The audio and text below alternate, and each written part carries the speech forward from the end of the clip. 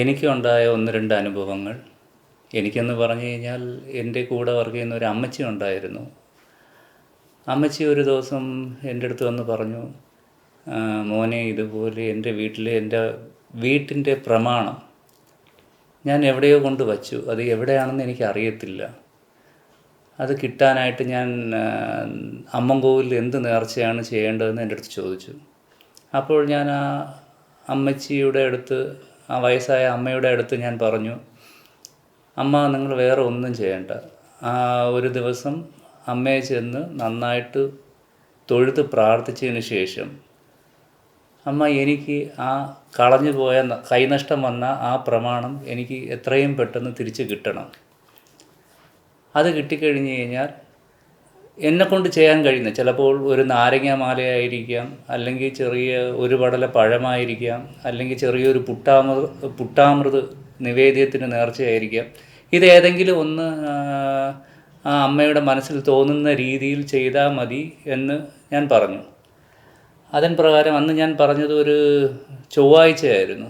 അന്ന് വൈകുന്നേരം 3 മണിക്ക് രാഹുകാല പൂജ ഉണ്ടായിരുന്നു.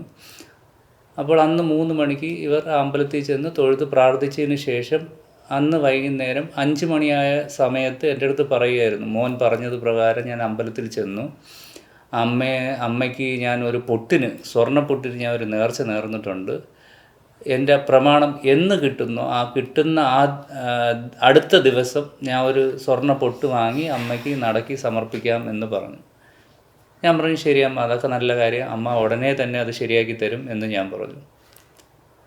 ഈ സംഭവം ഇത് നടക്കുന്നത് ചൊവ്വാഴ്ചയാണ്. ഈ സംഭാഷണം നമ്മളുമായി നടക്കുന്നത് ചൊവ്വാഴ്ചയ്ക്ക് ശേഷം വ്യാഴാഴ്ച രാത്രി അവർക്ക് കിട്ടി. വെള്ളിയാഴ്ച എൻ്റെ അടുത്ത് വന്ന് അനുഭവം പറഞ്ഞത് ഇങ്ങനെയായിരുന്നു, മോനെ ഞാൻ രാത്രി 2:30 മണിയോടുകൂടി ഉറക്കത്തിൽ നിന്നും ചാടി എണീറ്റ് എൻ്റെ ടേബിളിൻ്റെ മണ്ടയിൽ നോക്കിയപ്പോൾ ആ പ്രമാണം അവിടെ ഇരിക്കുന്നതായി അവർ പറഞ്ഞു. അത് എങ്ങനെയാണ്, എന്താണ് സംഭവിച്ചതെന്നുള്ളത് എനിക്കറിയത്തില്ല. ഇത്രയും സംഭവം പറഞ്ഞപ്പോൾ എനിക്ക് എന്നെ വല്ലാതെ ഒരു അനുഭവമായിരുന്നു എന്ന് പറഞ്ഞു കഴിഞ്ഞാൽ, ഇങ്ങനത്തെ ഒരു രീതിയിൽ ആദ്യമായിട്ടാണ് ഒരു അമ്മ ഒരു അനുഭവം നടന്നതായി എൻ്റെ അടുത്ത് പറഞ്ഞതും ഞാനത് കേട്ടതും. ഇത് കൂടാതെ 2011 ഞാൻ അന്ന് പ്രാവച്ചമ്പലം മൊട്ടമൂട് എന്ന് പറയുന്ന ഒരു സ്ഥലത്ത് ഒരു ചെറിയ വീട് ഞാൻ വാങ്ങിയിരുന്നു. ആ വീട്ടിൽ താമസമായിരിക്കുന്ന സമയം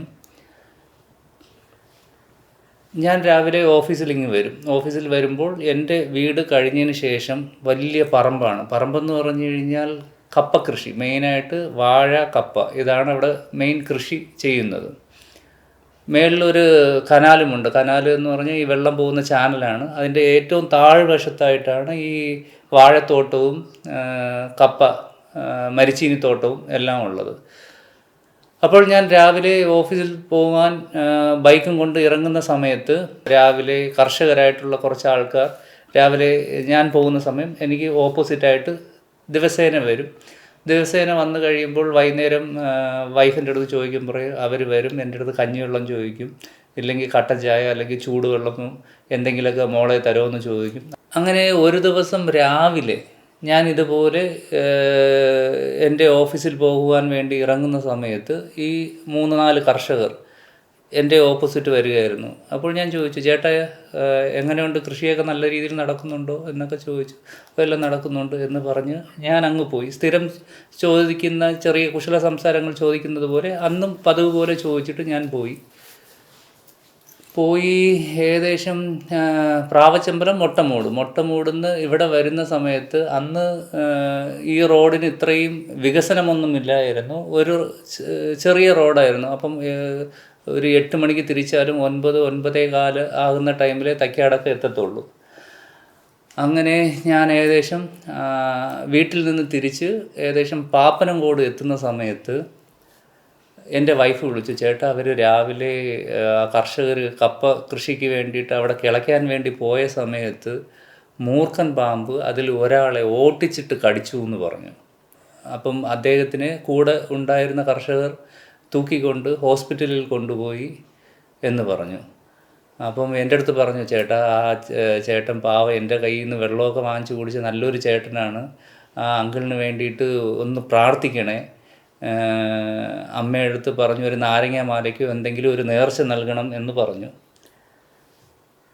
നേർച്ച നൽകണമെന്ന് പറഞ്ഞ് ഞാൻ നേരെ പാപ്പനംകോട് നിന്ന് നേരെ തൈക്കാടെത്തി ക്ഷേത്രത്തിൽ കയറിയിട്ട് ദേവി ഉച്ചുമാളി അമ്മയുടെ അടുക്കൽ ഞാൻ നന്നായി പ്രാർത്ഥിച്ചു. അമ്മ, ആ അങ്കിളിന് ഒരു പ്രശ്നവും വരാൻ പാടില്ല, ആ പാമ്പ് കടിച്ചത് എത്രയും പെട്ടെന്ന് ഗുണമായി അദ്ദേഹം വീണ്ടും പഴയ നിലയിലോട്ട് വരണം എന്ന് നല്ല രീതിയിൽ ആത്മാർത്ഥമായിട്ട് പ്രാർത്ഥിച്ചു. അത് കഴിഞ്ഞു അടുത്ത ദിവസം രാവിലെ ഓഫീസിൽ എനിക്കൊരു ക്ലാസ് ഉണ്ടായിരുന്നു. അത് കാരണം ഞാൻ സാധാരണ 8 മണിക്ക് ഇറങ്ങുന്ന ഞാൻ അന്നേ ദിവസം ഒരു 7 മണിക്ക് ഞാൻ ഇറങ്ങിയായിരുന്നു. ഇറങ്ങിയ സമയത്ത് ഇറങ്ങി എൻ്റെ ഓഫീസിൽ വന്ന സമയത്ത് എനിക്ക് അന്ന് ഈ 7 മണിക്ക് ഡ്യൂട്ടിക്ക് കയറിക്കഴിഞ്ഞാലും 9:30 ആകുമ്പോൾ വീണ്ടും എനിക്ക് ബ്രേക്ക്ഫാസ്റ്റ് കഴിക്കാൻ വേണ്ടിയിട്ട് കുറച്ച് ഒരു ബ്രേക്ക് കിട്ടും. ആ ബ്രേക്ക് കിട്ടുന്ന സമയത്താണ് ഞാൻ വീണ്ടും അമ്പലത്തിൽ ചെല്ലുന്നത്. അപ്പോൾ ഈ 9 മണിക്ക് ബ്രേക്ക് കിട്ടുന്നതിന് മുമ്പേ ഒരു 8:45 ആകുന്ന സമയത്ത് വൈഫ് എന്നെ വിളിച്ചിട്ട് പറഞ്ഞു, ചേട്ടാ ഇതുപോലെയാണ്, ഇന്നലെ ആ പാമ്പ് കടിച്ച അദ്ദേഹം മരണപ്പെട്ടു. അപ്പം ഇന്ന് ആ കർഷക തൊഴിലാളികൾ ഇതുവഴി വന്നിരുന്നു. അവർ കപ്പ കൃഷിക്ക് പോയപ്പോൾ പോകുന്ന വഴിക്ക് മോളെന്നുള്ള നിലയ്ക്ക് എൻ്റെ വൈഫിനെ കണ്ട് അവർ ആ ഒരു കാര്യം അറിയിച്ചിട്ട് പോയതാണ്. അപ്പോൾ ഇത് കേട്ടിട്ട് ഞാൻ നേരെ, എനിക്ക് ബ്രേക്ക് ടൈമായി, ഞാൻ ഇത് കഴിഞ്ഞ് നേരെ അമ്പലത്തിൽ ചെന്ന് അമ്മയുടെ അടുത്ത് ഞാൻ പ്രാർത്ഥിച്ചു. അമ്മ, ഒരാൾ എന്തെങ്കിലും ഒരു അസുഖം ബാധിച്ച് കിടക്കുകയാണെങ്കിൽ നമുക്ക് പ്രാർത്ഥിക്കാം, ദൈവമേ, ദേവി അദ്ദേഹത്തിന് ഒന്നും വരുത്തരുത്, രക്ഷപ്പെടുത്തണമെന്ന്. പക്ഷേ ഇദ്ദേഹം പാമ്പ് കടിച്ചു, ഞാൻ അമ്മയുടെ അടുത്ത് ഇന്നലെ വന്ന് പ്രാർത്ഥിച്ചു, ഇന്ന് അദ്ദേഹം മരണപ്പെട്ടു എന്ന വാർത്തയാണ് ഞാൻ കേട്ടത്. അപ്പോൾ ഞാനിനി അതിനായിട്ട് എന്താണ് പ്രാർത്ഥിക്കേണ്ടത് എന്ന് എനിക്കറിയത്തില്ല. അമ്മ തന്നെ എല്ലാം ഒന്ന് നോക്കിക്കൊള്ളണേ എന്നും പറഞ്ഞു.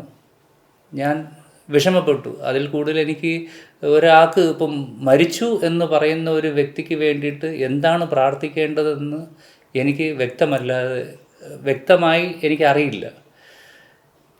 ഇത് പറഞ്ഞ് ഒരു നിമിഷ നേരങ്ങൾക്കകം വീണ്ടും എൻ്റെ വൈഫ് എന്നെ വിളിച്ചിട്ട് പറഞ്ഞു, ചേട്ടാ അദ്ദേഹം മരിച്ചിട്ടില്ല, വീണ്ടും അദ്ദേഹം റിക്കവറിയായി വന്നിട്ടുണ്ട്, വീണ്ടും ICUവിൽ കിടത്തിയിരിക്കുകയാണ് എന്ന് പറഞ്ഞു. ഇത് കേട്ട സമയത്ത് ഞാൻ അമ്മയുടെ മുമ്പിൽ നിന്ന് കരഞ്ഞു. എങ്ങനെ പ്രാർത്ഥിക്കണം, എന്താണ് പറയണം എന്നുള്ളതൊന്നും എനിക്ക് അറിയത്തില്ലായിരുന്നു. അത് എൻ്റെ ജീവിതത്തിൽ നടന്ന ഏറ്റവും വലിയൊരു സംഭവമായിരുന്നു. അതിനുശേഷം അദ്ദേഹത്തിന് വേണ്ടിയിട്ട്, ഇതൊന്നും അദ്ദേഹത്തിന് നമ്മൾ അറിയിച്ചുമില്ല, പറഞ്ഞുമില്ല, അദ്ദേഹത്തിൻ്റെ പേരും നക്ഷത്രവും ഞാൻ പതുക്കെ എൻ്റെ ഭാര്യയുടെ അടുത്ത് ചോദിച്ച് മനസ്സിലാക്കിയതിന് ശേഷം ഒരു നാരങ്ങ മാല വാങ്ങിച്ചു. ഞാൻ അന്ന് അതായിരുന്നു നേർന്നിരുന്നത്. കാരണം അദ്ദേഹത്തിന് അസുഖം മീൻസ് ഈ പാമ്പ് കടിയിൽ നിന്ന് രക്ഷപ്പെടുകയാണെന്നുണ്ടെങ്കിൽ ഒരു നാരങ്ങ മാല വാങ്ങി ഞാൻ അമ്മയ്ക്ക് നടക്കി സമർപ്പിക്കാം എന്നായിരുന്നു എൻ്റെ നേർച്ച. ആ നേർച്ച ഞാൻ നിറവേറ്റി. ഇതായിരുന്നു അത്. വലിയൊരു അനുഭവമായിരുന്നു എൻ്റെ ജീവിതത്തിലെ. തൈക്കാട് ശ്രീ ഉച്ചുമാളി അമ്മൻ ദേവി ക്ഷേത്രത്തിലെ അമ്മയുടെ പാദസേവ ചെയ്യുന്ന എനിക്കും എൻ്റെ കുടുംബത്തിനും ഒരുപാട് അമ്മയുടെ അനുഭവവും ഒരുപാട് ഞങ്ങൾക്ക് കിട്ടിയിട്ടുണ്ട്. ആ അനുഭവം കൊണ്ടും ആ അമ്മയുടെ അനുഗ്രഹം കൊണ്ടും ഞാൻ പറയുകയാണ്, എല്ലാവരും വന്ന് ഞങ്ങളുടെ അമ്മയെ തൊഴുക, ദേവിയുടെ അടുത്ത് വന്ന് പ്രാർത്ഥിച്ച് നിങ്ങളുടെ ദുഃഖങ്ങളും നിങ്ങളുടെ ദുരിതങ്ങളും വന്ന് മനസ്സുരുകി പ്രാർത്ഥിക്കുക. ഞങ്ങളുടെ അമ്മ തൈക്കാട് ശ്രീ ഉച്ചുമാളി അമ്മ ഒരിക്കലും വിടത്തില്ല. എല്ലാവർക്കും നല്ലത് മാത്രമേ അമ്മ ചെയ്യത്തുള്ളൂ. അമ്മയുടെ മുമ്പിൽ വന്ന് കരഞ്ഞ് പ്രാർത്ഥിച്ചാൽ അമ്മ ഒരിക്കലും കൈവിടത്തില്ല. അനുഭവം കൊണ്ട് ഞാൻ പറയുകയാണ്. അതുകൊണ്ട് എല്ലാ ഭക്തരും വന്ന് അമ്മയോടടുത്ത് വന്ന് പ്രാർത്ഥിച്ച് അമ്മയുടെ അനുഗ്രഹം വാങ്ങണം. അമ്മ നിങ്ങളെല്ലാവരെയും അനുഗ്രഹിക്കട്ടെ എന്ന് ഞാൻ പ്രാർത്ഥിക്കുന്നു. നമ്മുടെ തൈക്കാട് സർവ്വചരാചരങ്ങളിലും ചൈതന്യമായി വാണരുളുന്ന എൻ്റെ അമ്മയുടെ തിരുസന്നിധിയിലേക്ക് നിങ്ങൾ തീർച്ചയായിട്ടും എത്തിച്ചേരണം. എത്തിച്ചേർന്ന് കഴിയുമ്പോൾ അതിൻ്റേതായിട്ടുള്ള ഒരു മാറ്റം തീർച്ചയായിട്ടും ആ അമ്മ എല്ലാ ജനങ്ങൾക്കും വന്ന് ഓരോ പ്രയാസം പറയുന്ന ഓരോ പ്രശ്നങ്ങളുള്ള എന്ത് തന്നെ നിങ്ങളൊരു പ്രശ്നമായിട്ട് അവിടെ വന്നു അമ്മയുടെ പാദത്തിൽ നിങ്ങളുടെ പ്രശ്നം സമർപ്പിക്കുന്നു, അതിൻ്റെ ഒരു പോസിറ്റീവ് റിസൾട്ട് തീർച്ചയായിട്ടും കിട്ടിയിരിക്കും. അത് നമ്മുടെ അനുഭവം കൊണ്ട് തന്നെ പറയുകയാണ്. എല്ലാവർക്കും ഒരിക്കൽ കൂടി അമ്മയുടെ പേരിൽ നന്ദി.